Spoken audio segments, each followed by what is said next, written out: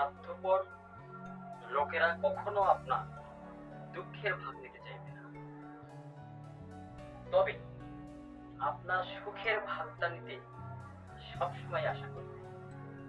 ঠিক তেমনি পৃথিবীতে সবচেয়ে ভয়ঙ্কর প্রাণী হলো এই মানুষ,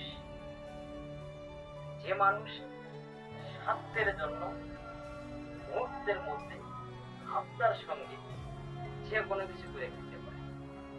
তাই এই স্বার্থপর ভয়ঙ্কর মানুষ থেকে দূরে থাকুন। সবসময় দুটো জিনিস থেকে আপনারা সাবধানতা অবলম্বন করবেন। নাম্বার 1 পাগলা কুকুর, নাম্বার 2 এই স্বার্থপর ভয়ঙ্কর মানুষ